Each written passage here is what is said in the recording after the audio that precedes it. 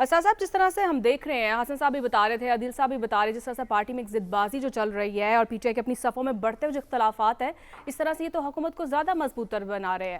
تو کیا لگتا ہے آپ کو کہ اب جو ہے پاکستان تحریک انصاف اگر حکومت کو ٹف ٹائم دینا چاہتی ہے تو اسے اپنی صفیں درست کرنا ہوگی پہلے؟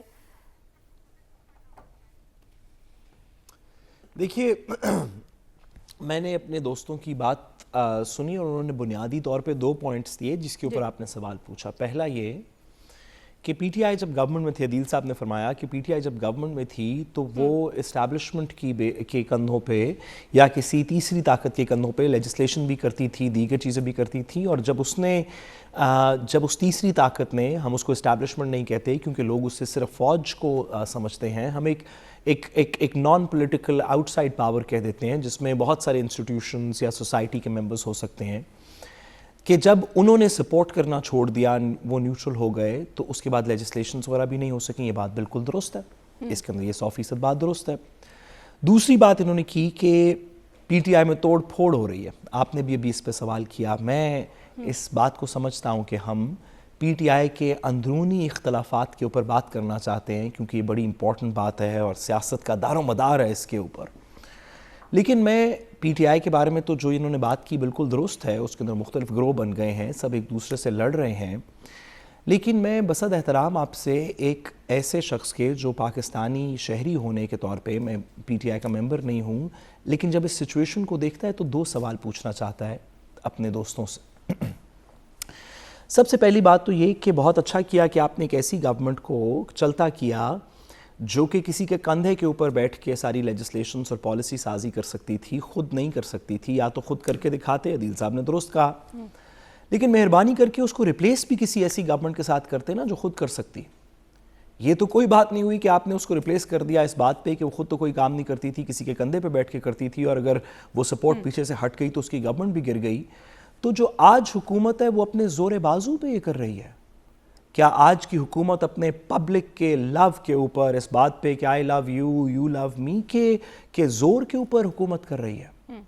کیا یہ بات درست نہیں کہ اگر کوئی تیسری طاقت اس وقت موجود تھی جو پی ٹی آئی کی ہیلپ کرتی تھی لیجسلیشن کرنے کے اندر، تو چلیں سب لوگ نہیں تو چند لوگ تو یہ سمجھتے ہیں اس ملک کے اندر کہ شاید آج بھی کوئی طاقت اس گورنمنٹ کی بھی ہیلپ کر رہی ہے، جس ہیلپ کے بغیر سنگل میجورٹی پارٹی تو کوئی بھی نہیں ہے. کوئی بھی از خود یہ تمام کام نہیں کر سکتا، سب لوگوں کو اکٹھا ہونا پڑے گا.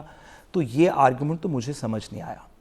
جو دوسری بات ہے کہ پی ٹی آئی کے اندر توڑ پھوڑ ہو رہی ہے، یہ بات درست ہے. پی ٹی آئی کے اندر ایک بیرسٹر گوہر صاحب ہیں، شیر افغان صاحب ہیں، عمر ایوب صاحب ہیں، فیصل صاحب ہیں، علی ظفر صاحب، بہت سارے لوگ ہیں. اور شاید وہ تمام لوگ اپنے اپنے ڈائریکشن کے اندر اپنی چیزوں کی طرف چل رہے ہوں. اور یہ بات بھی درست ہے کہ ایک شخص کا نام پاکستان تحریک انصاف ہے اور وہ شخص اس وقت جیل میں ہے.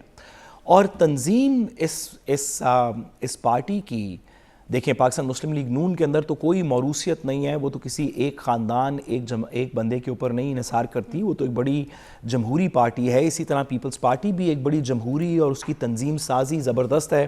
پاکستان مسلم لیگ نون کی تنظیم سازی کے اوپر تو بہت سی باتیں بھی ہو چکی ہیں.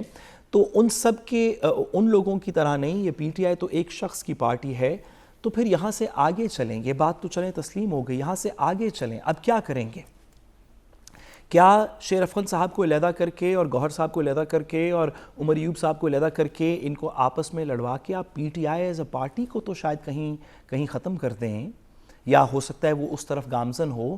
لیکن ان لوگوں کا کیا کریں گے جو تمام ایسٹیمیٹس کے مطابق کم از کم الیکشن کے اندر ایک میجورٹی تھے یا سب سے لارجسٹ گروپ تھا، جو سرویز کے مطابق 60-70% پاکستان کے اندر ہے؟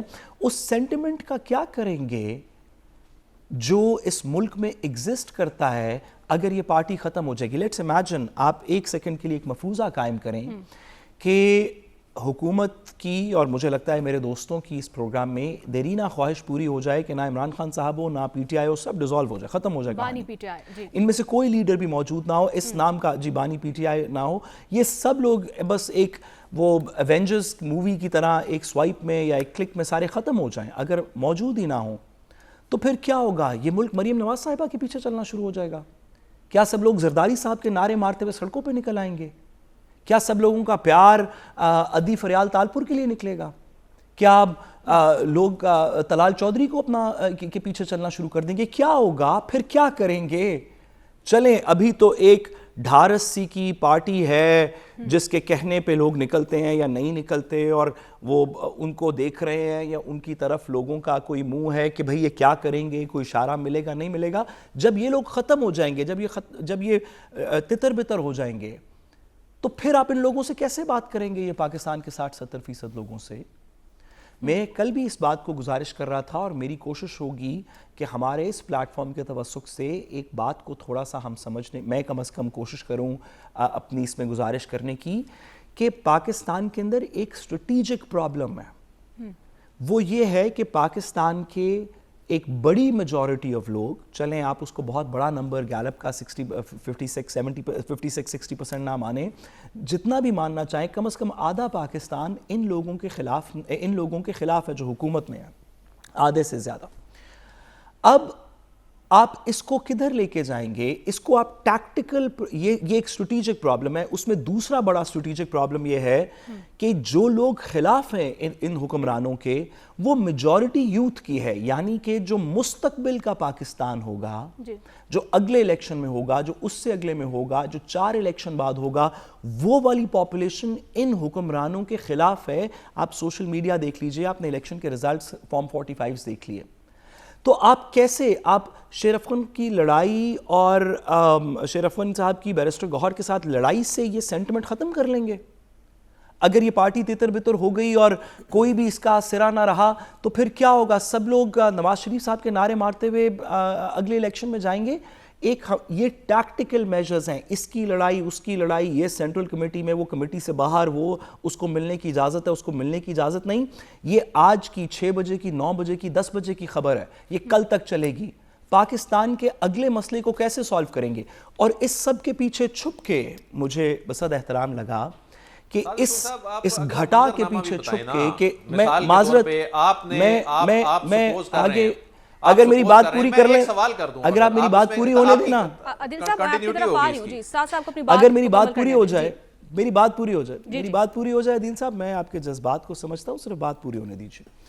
میری گزارش یہ ہے کہ جب اس گھٹا کے پیچھے، اس نوائز کے پیچھے کہ یہ تتر بتر ہو گئی ہے، 2nd tier 3rd tier leadership, اس کے پیچھے چھپ کے ہم جو ضروری بات ہے، اپنا یہ وقت اس ضروری بات کے اوپر نہیں کر رہے کہ اس حکومت کے پاس کیا پلان ہے۔ اگر یہ حکومت پلان دے دینا تو پی ٹی آئی کو تتر بتر ہونے کی ضرورت بھی نہیں ہوگی۔ ان کے پاس تو کوئی پلان نظر نہیں آ رہا، جیسے کہ آپ کہتے ہیں۔